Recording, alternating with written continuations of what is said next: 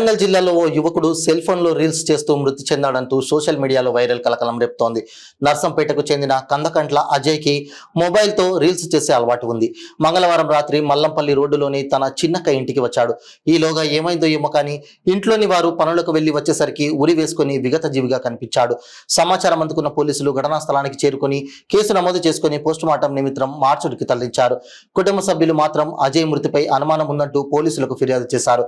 కానీ సోషల్ మీడియాలో మాత్రం అజయ్ ఉరి వేసుకుంటూ సెల్ ఫోన్ లో వీడియో తీయాలనే ఉద్దేశంతో ఫ్రిడ్జ్ పై సెల్ ఫోన్ ని అమర్చి దూలానికి ఉరి వేసుకోబోయాడని, ఈ క్రమంలో ఉరి బిగుసుకొని అతను మృతి చెందాడంటూ వైరల్ అవుతోంది. తన కుమారుడి మృతిపై అనుమానం ఉందంటూ అజయ్ తల్లి దేవమ్మ మాత్రం పోలీసులకు ఫిర్యాదు చేశారు. అజయ్ మృతికి కారణం పోస్టుమార్టం రిపోర్ట్ వస్తే గానీ సెల్ ఫోన్ లో రీల్స్ చేస్తూ చనిపోయాడా, ఉరి వేసుకొని బలవన్మరణానికి పాల్పడ్డా, ఎవరైనా హత్య చేసి ఉంటారా అనే అసలు విషయం బయటపడనుంది.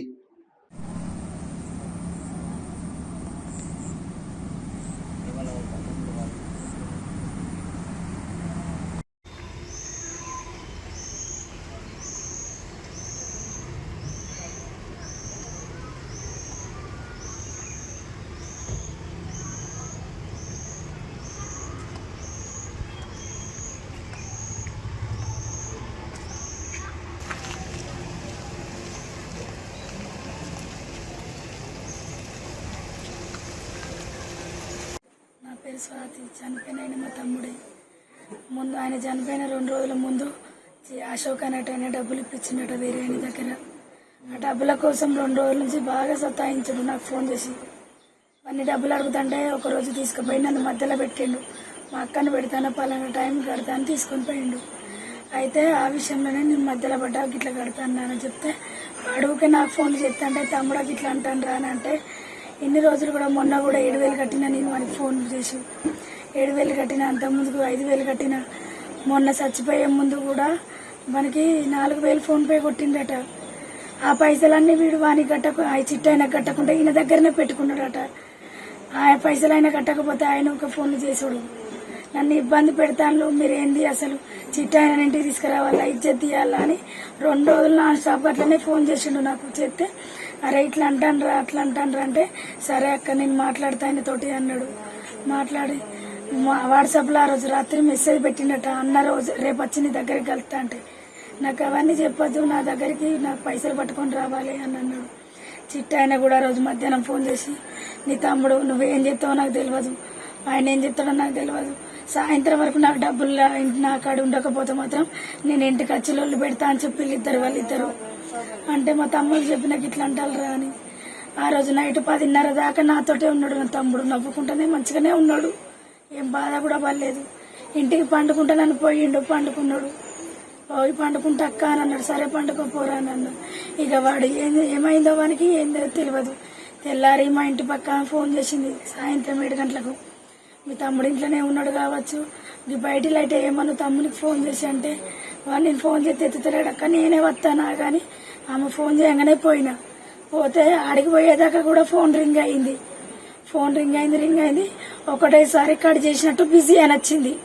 ఇక లేచిండు కావచ్చు, డోర్ తీస్తాడు కావచ్చు అనుకున్నా. ఇక మళ్ళీ ఫోన్ చేస్తే ఫోన్ స్విచ్ ఆఫ్ వస్తుంది.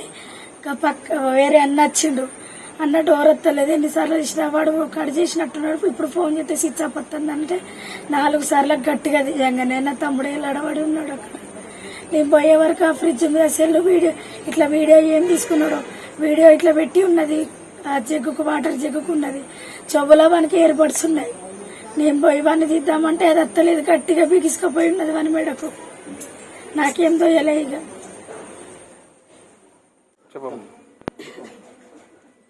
నా కొడుకు పేరు అజయ్, నా పేరు దేవమ్మ. నా కొడుకు నా చిన్న బిడ్డ ఇంటి కాదు, నా చిన్న బిడ్డ జ్వరం వచ్చి ఇంటికి వచ్చింది. నా కొడుకు నా చిన్న బిడ్డ ఇంటి పక్కన ఫోన్ చేస్తే పోయింది. దానికి పోయి తలుపులు అత్తలేవాటి అటు ఇటు తలుపులు అత్తలేవాట. వేరే టైం పిలిచి తలుపులు తెప్పించటాలకు నా కొడుకు అలాడబడినాడట. నా కొడుకు అట్లా ఎందుకు చేసుకున్నాడు, నా కొడుకు పిరికోడు కాదు, నా కొడుకు అట్లా ఎందుకు చేసుకున్నాడో తెలియాలి, మాకు న్యాయం జరగాలి.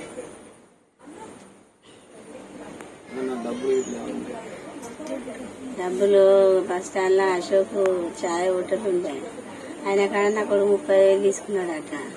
ఆయన 2-3 సార్లు బాగా టార్చర్ చేసిండట. చేస్తే నా కొడుకు ఆయనకి 25,000 దాకా కట్టిండట. ఆయన మధ్యలో ఉండి చిట్టి ఆయన కడిపించిండట డబ్బులు. ఆయనకి 25,000 దాకా కట్టానట. ఈయనే దగ్గరనే పెట్టుకున్నాడట. ఆయన కట్టలేదట. ఆయన కట్టకుంటుంటే ఆయన ఫోన్ చేసుడు, ఈయన ఫోన్ చేసుడు. మొన్న నైట్ వీడికి పిలిపించిండట. ఫోన్ చేపించిండట. చేపిస్తే నా బిడ్డ నా కొడుకు మాట్లాడిన ఆయనతో మాట్లాడి ఆ రోజు కూడా 4,000 ఫోన్ పే కొట్టిండట. ఇక ఆయనకి ఇచ్చే వేలో ఒక 4,000 కానీ ఆయన కూడా పైసల గురించి బాగా ఇబ్బంది పెట్టిండు నా కొడుకు. ఆయన ఫోన్ చేసేది, ఇక ఫోన్ చేసి టార్చర్ పెట్టేది. చిట్టు పంపుతా ఇంటికి